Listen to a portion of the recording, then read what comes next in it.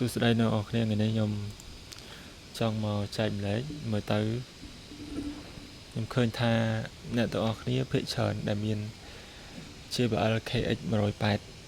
គឺគាត់មើលម្លងសមត្ថភាពរបស់វាមានសមត្ថភាព3 in 1ទី1 crossover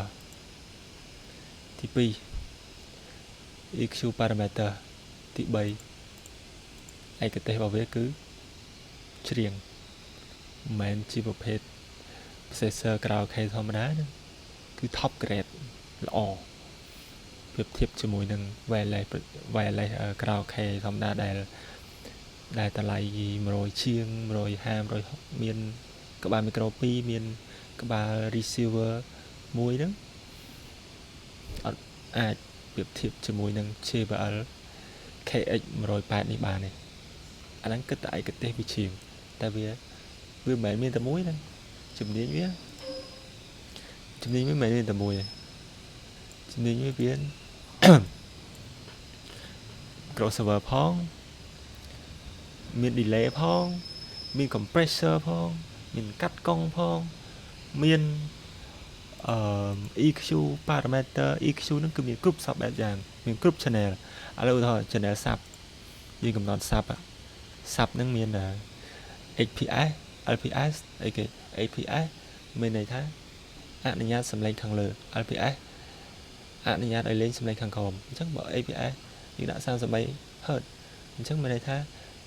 ពីសំឡេង 38 Hz ឡើងលើគឺ crossover អនុញ្ញាតឲ្យលេង LPS 90 Hz មានន័យថាពី90 Hz ចុះក្រោមគឺ crossover អនុញ្ញាតឲ្យសាប់ហ្នឹងវាលេងអញ្ចឹងពូសាប់វាលេងត្រឹម90ចុះក្រោមសំឡេងធ្ងន់ណាក៏តែមិនចុះក្រោមដល់0ឬក៏ដល់20 Hz ទេចុះក្រោមត្រឹម35ឬក៏38ព្រោះក្នុងចន្លោះ20ទៅ38ហ្នឹង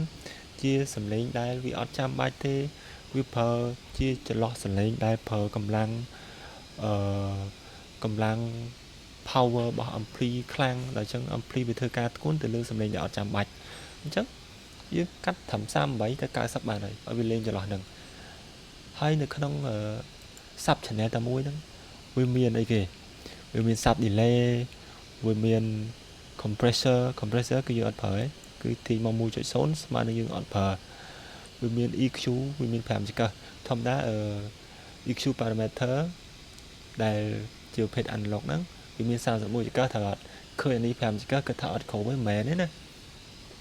31ចង្កឹះហ្នឹងគិតចាប់ពី20 Hz រហូតដល់20 kHz តែក្នុងចន្លោះសាប់យើងអត់ត្រូវការចង្កឹះច្រើនដោយសារអីនេះយើងប្រើតាំងពីចន្លោះពី38ដល់90ហេតុអីបានយើងប្រើដល់110 Hz ព្រោះអីចន្លោះពី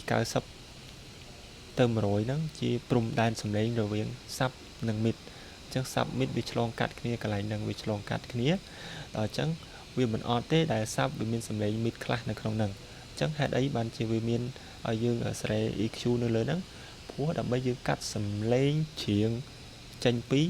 ធុងសាប់ឲ្យវាលឺតែបុក deep ធ្ងន់ច្បាស់ហើយមិនមែនឲ្យតែ hurt deep វាធ្ងន់ទេអត់ទេសំឡេងធ្ងន់គឺត្រឹម40មក45 50 60ចន្លោះសំឡេងហ្នឹងធ្ងន់អញ្ចឹងយើងតម្លើងទៅ40 50ហ្នឹងយើងតម្លើងហ្គែនវាតម្លើង 1.5 dB អញ្ចឹងទៅ60ខ្ញុំតម្លើង 0.9 អញ្ចឹងទៅ81ជាប្រភេទសំឡេង70ទៅ80ជាប្រភេទសំឡេង kick យើងបើនិយាយពី score ប្រភេទ kick ហើយហ្នឹងហើយ88អីហ្នឹងប្រភេទ kick ហើយដល់ពេលលើ80ទៅ90ប្រភេទផាញ់លក្ខណៈផាំងអីតែមិនមែនផាំងដូចសង្កសីណាលក្ខណៈថាសំឡេងផាំងញ័រធូងលក្ខណៈអញ្ចឹងវាមានគ្រប់សពបែបយ៉ាងនៅលើហ្នឹងអស់ហើយនៅក្នុង channel sub មិនថា channel sub ទេ channel song ក៏ដោយ channel sub ក៏ដោយនៅក្នុងនោះវាមានច្រើន channel ថាធម្មតាយើងប្រើតែ2 channel ទេ sub និង song គ្រប់គ្រាន់ song ហ្នឹងគឺយើងមាន mid និង high អញ្ចឹងក្នុង sub ហ្នឹងវាមាន crossover វាមាន sub delay វាមាន compressor ដែលយើងអត់ប្រើវាមានទាំង EQ parameter ដែលយើងត្រូវសេរីវាមានទាំង Q នេះ đây là ấy cái EQ parameter ọt miên Q đó anh ấy miên Q hay để có thể chăm EQ parameter chắc cơ dương còn đang thà lược lại mà ọt miên lấy chả sai anh ấy phở digital á lấy chả sai chẳng vì dương trong ban mà cứ vì ọt miên bọc phòn khu ba và dương này ọt bọc phòn phải dương bán với vì chỉ lấy chả ba chả sai hơi dương ai cắt bọc hết sầm lấy mình chả ba nó không nâng bàn thiệt nắng vì chỉ ở đây để dương ai vậy thà dây kia lược hồi lấy dây tập năng à đang thà nhung trong bao tầm búa đấy con tại trong bà hai nhau hay thà nè đó khi miền chỉ bảo KX rồi pet đôi nè đó khi miền crossover miền EQ parameter miền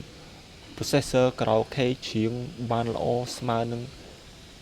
cao sập rồi đây smart tập hiệp concert khá tối ở đây ở tranh concert khá tối miền anh ấy nè ngày lớn dương vậy tập ý set up ấy thậm đa dương thời ca sập lo hay lo công tay miền anh ấy muối mày sập lói mày sập chìm ở mày hay chìm ở lấy đây miền ta sập hay và phết dương nơi te rồi có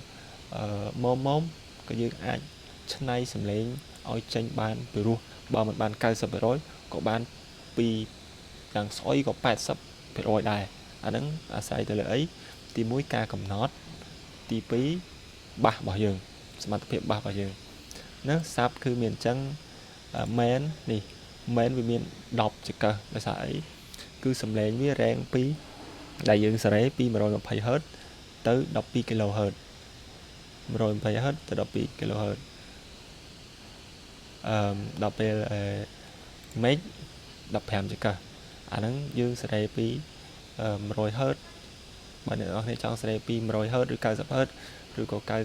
còn rồi phải làm hết từ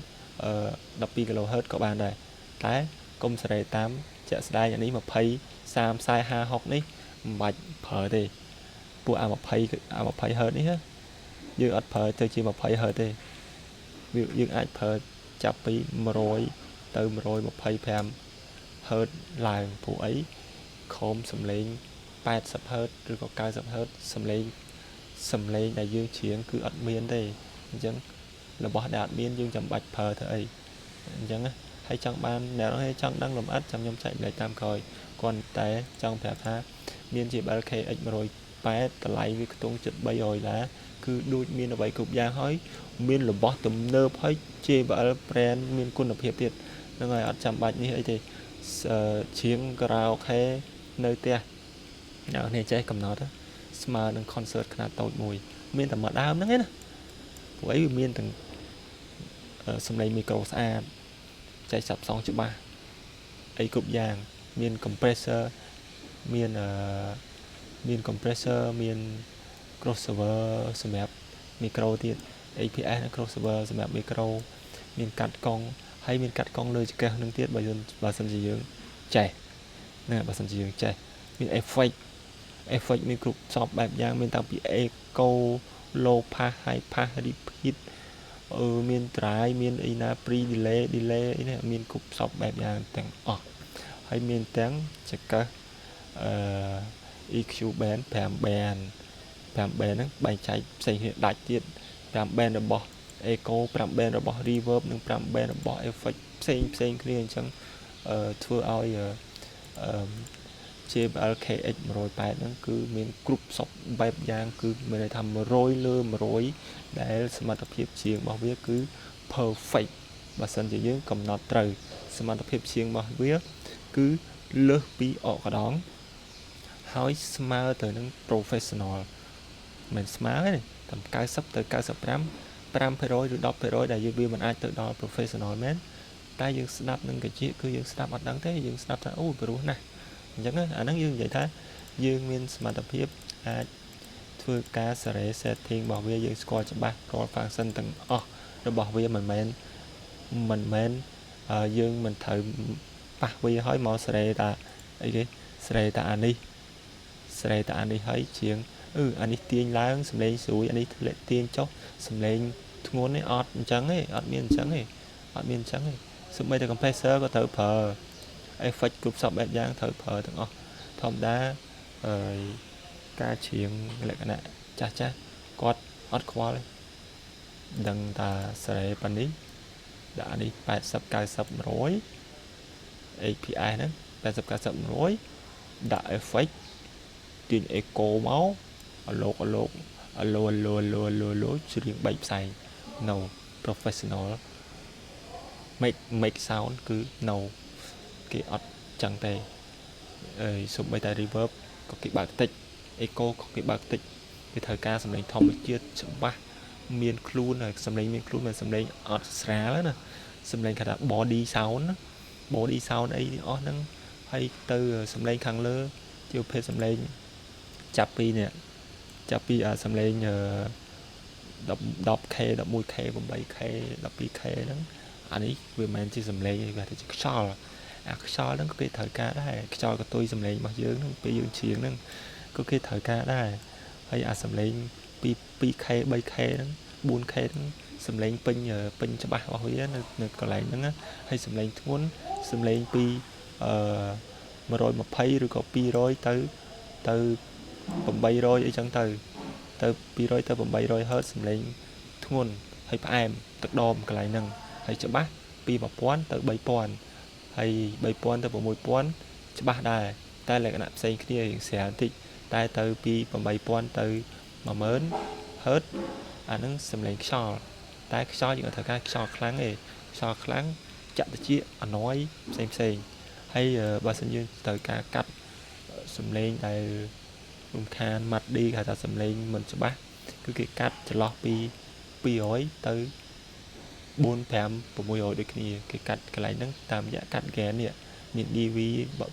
វានេះអញ្ចឹងខ្ញុំបង្ហាញតែប៉ុណ្្នឹងទេអ្នកនរគ្នានឹងដឹងហើយថាJBL KX 108ហ្នឹងវាមានសមត្ថភាពប៉ុណ្ណាហើយពេលដែលJBL KX 108ដល់ដៃខ្ញុំនឹងតេស្តឲ្យអ្នកនរគ្នាឃើញពីសមត្ថភាពវាជាក់ស្ដែងហើយមិនមែនតេស្តយកសាប់ហើយសងបូកជាមួយគ្នាតេស្តឲ្យអ្នកនរគ្នាស្ដាប់ទេស្ដាប់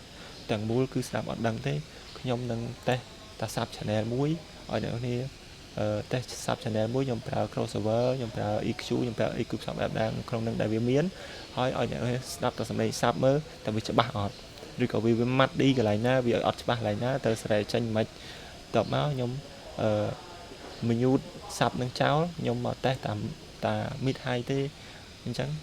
មានន័យខ្ញុំបិទសំឡេងសាប់ចោលខ្ញុំតេស្តសំឡេង mid high ម្ដងតើសំឡេង mid high ហ្នឹងមានសាប់ចូលក្នុងនឹងអត់ហើយ